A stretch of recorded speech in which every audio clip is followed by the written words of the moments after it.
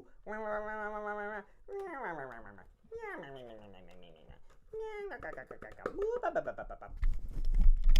I am your host, the Working Class Guru.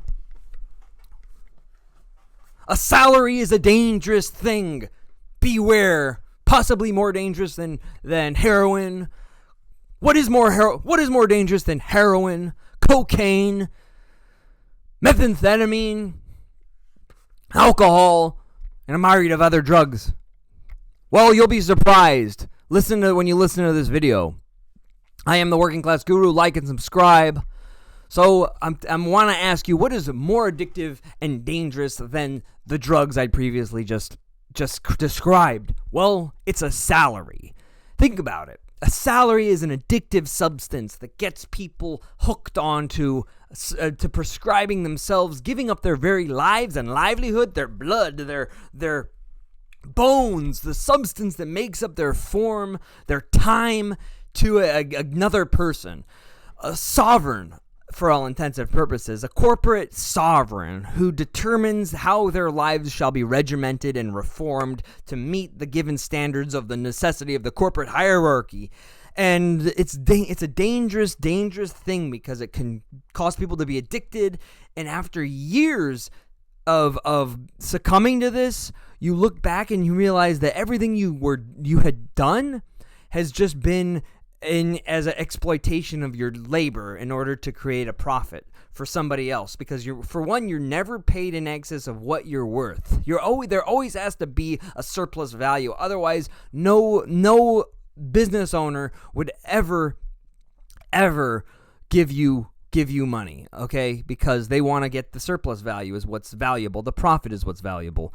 And just because you can never remit it. It can never come back. You can't get a refund for your time. You can't go and say, hey, I'd like to, I didn't really care for working for you for 10 years. I'll give you, here's all the money that you gave me, and I want that time back. You can never get it back. It's a no refund exchange, and it's dangerous. But there is a way to where we can reform it and create to make it better, okay? To make it so that, okay, let me ask you a question. Have you ever driven and gone into sort of a hypnotic state and thought afterwards, gee, how did I get from here to here? And you've gone through hours or maybe minutes of driving without having any sort of like a conscious attachment to the road and what you were doing, and yet you still got to where you were trying to go? This strange hypnotic state takes over you in the corporate atmosphere when you're working 8 hours a day, and you can look back on your life and think, like, where did that time go? I was gone. I was completely gone. Where was I? And the most common way to meet this for our society is instead to create, the corporate allowed time off, weekends, vacations, but they're only artificial and they're only temporary. And the rest of your life is going to be spent in service to this person, this entity, this noble, for all intents and purposes, a nobleman, a noble person who owns the new wealth instead of where we had the old feudal caste system owned land. The new feudal caste system owns wealth and capital to these land holdings of fiefdoms for sakes. And when you give yourself to the fiefdom of a business, you're enacting this contractual obligation. Now it's not like old feudalism. It's not like old slavery where even Marx talks about this. You don't belong to one given noble person at all. You can always have the right to leave. You always have the right to leave your business or the business you're working at, but because freedom is only endowed upon the people, true freedom is only endowed upon the people who have the ability to actualize their lives and your life as well. That includes you. The people who tell you what to do are enabled to realize their own freedom, whereas you're not. And so by those means, you not having enough capital to be the person who decides what other people do and decides what you do relegates you to you don't belong to any one noble person, but you belong to the nobility as a class. Now think about it. You can hate your job here. If you leave your job, if you don't own any capital ability to produce capital, produce an income, you're forced to make another contractual obligation, because the only thing you own that produces capital is your own body, your soul, your bones, your blood, your sweat, your time. And your only ability to then is to reintroduce yourself to another noble person who owns a capital producing fiefdom. And so, like I said, you don't belong to any one person. You belong to this entire noble class as a whole. And so when you sell yourself, when you get a salary, it's incredibly addictive. It puts you into a state of security whereby you have it's like sucking the mother's milk.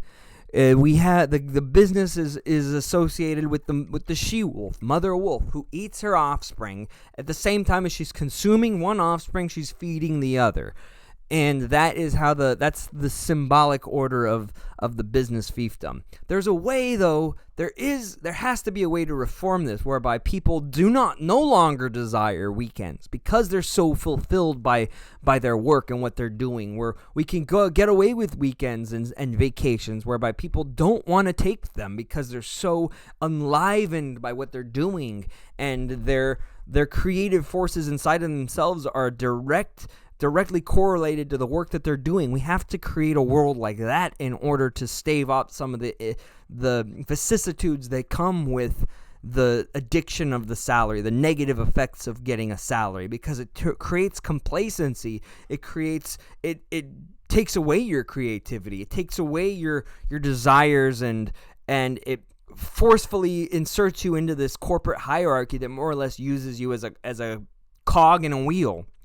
Exploits your labor. What if there was a way that a person, what they were doing, they saw themselves less as a mere employee, and instead their given will to create was triggered, and instead of just bringing themselves to the market or to work every day as for all intents and purposes a slave, a serf, to give their mind and body over to the demands of the sovereign. Instead, we could take and extrapolate their given will of the human itself to enact their desire to create and impose themselves onto reality. This is one of the most creative states that a person can be in, and it goes beyond the need to have leisure time. It goes beyond the need to merely make a dollar, because most people go to work for the one reason, the addictive salary,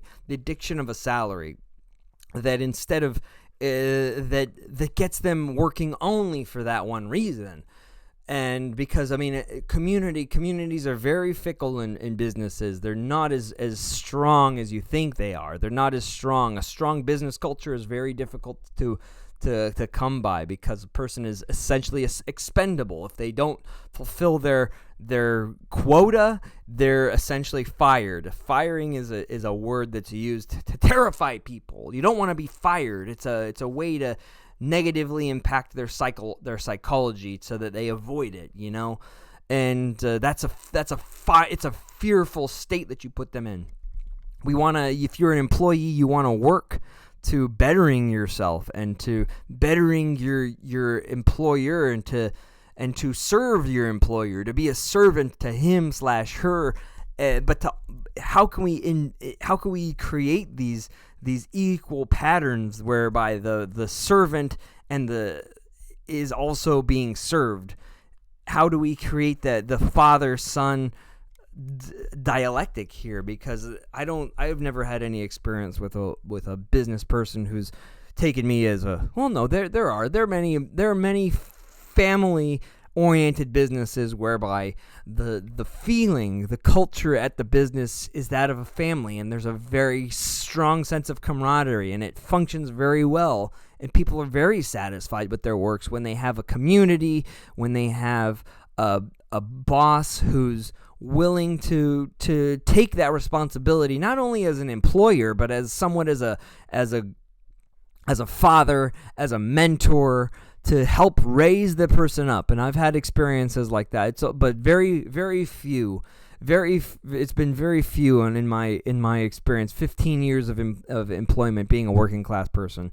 And so the addictive nature of the salary can be taken away. We can remove the need for a salary when we replace the people working mainly just for that with people working for the experience of connecting to those creative forces in society, to really loving what you do and throwing yourself entirely into it, being entirely dedicated to your job and everything that you do, making every little instance better.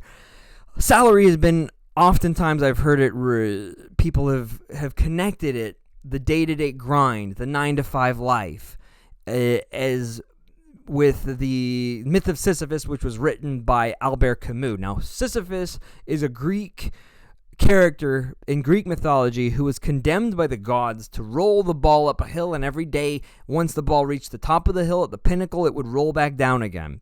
And this was supposed to put a person in a sense of this monotonous cycle. Well, in the myth of Sisyphus, Albert Camus creates a Sisyphus who's happy with this monotony, who finds the grooves in the best grooves to the ball, and he pushes the ball to the hill in perfect form, and every day it rolls back down, and every day he's getting better and better at rolling the ball up the hill. He's getting stronger. He notices the path along the mountain, which is the quickest and easiest route to the top, and every day his whole existence is around this monotonous cycle, and he finds pleasure in it. If you can find pleasure in the monotony and the existential crisis that comes from this cycle, it'll greatly benefit you more than any sort of salary could.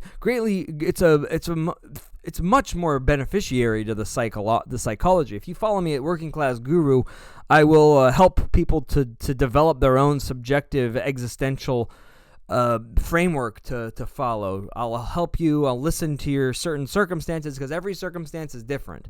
So go to workingclassguru.com and subscribe to my Patreon, and I can work with you directly to help you try to help you actualize your life, find out what works best for you. If you're an employer, you can call me and I'll help you how to be a noble employer to you and I are not we're not in the same class. Recognize that. You and I are not in the same class, but I am the representative of your employees as the person who embodies symbolically the entirety of the working class itself. So give me a call. Go to workingclassguru.com. Follow me on Patreon, Working Class Guru. Follow me on Instagram, Working Class Guru. Follow, like, and subscribe to this YouTube channel, and help the eternal algorithm of YouTube, peace be upon it, to find noble praise in what I'm doing here. Thank you.